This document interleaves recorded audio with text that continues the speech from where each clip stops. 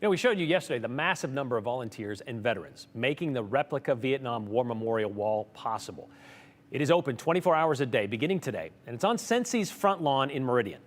The traveling replica monument is 3/4 size of the real Vietnam War Memorial in D.C., but not everyone who wants to can make that trip back east. So instead, hundreds, even thousands of people visit the replica every day to see the names of family and friends who died serving in Vietnam. But Andrew Bartline shows us sometimes it's about what you don't see on that wall.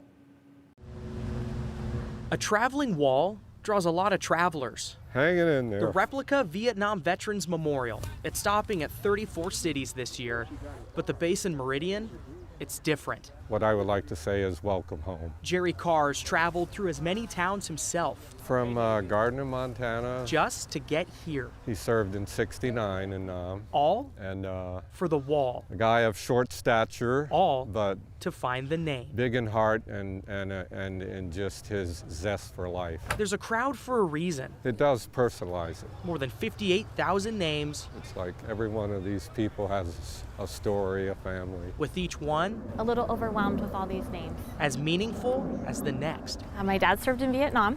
He repaired Huey helicopters. But he never saw the wall.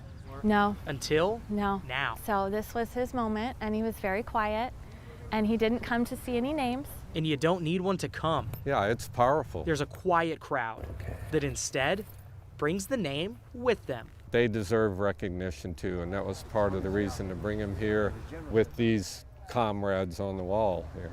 Among the 58,000, you won't find Jerry's old friend. William Hatfield, but he was known as Point. Point's beret with his favorite pins on there shows that he served in Vietnam. He was a colorful character, just as this photo would suggest. He was a good man too, A whitewater raft guide, a bull rider, a hiker. just as Jerry's writings would suggest. Decades after his service, Point was stricken with a neck cancer. His doctor suggested that his particular cancer was likely caused by his exposure to Agent Orange. I say he survived the war and quote unquote beat cancer, but in the end, Agent Orange prevailed. And that's a big killer. Jerry lost Point in 2015. You can hate the war, but you love the warrior. And the treatment the Vietnam veterans got, especially coming home, it wasn't good, you know.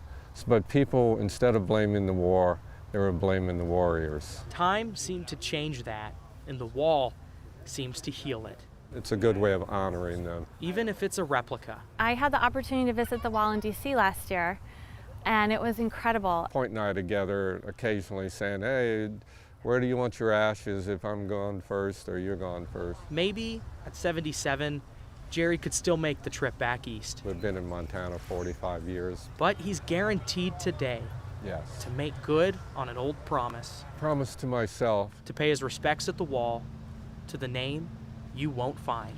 I love you, brother, and welcome home. Jerry was with a group of old friends who all made their way back here together. And I asked Jerry what matters most to him in terms of lesson passed down to younger people, the younger generation, people not alive for the Vietnam War. Myself being part of that group, Brian, I have never been alive during an active military draft. Right. So just asking him, like, what are your thoughts? What do you think? And he says, well, you've benefited from somebody who served before you, whether they volunteered, whether they were drafted. And he said, you were likely a descendant of that. And, my grandfather was drafted into World War II. And so whether you know it or not, I mean, everybody's kind of impacted and benefited from those before you. Those names on those walls, they all fit in there somewhere. Yeah, and the fact that you can go out and see it as it travels around the country, even if you don't know a name on there, it does hit you. It's amazing. A lot of people there said, I'm just here to check it out. I don't know a name. I'm not here for a name. It's pretty cool. Thanks, Andrew.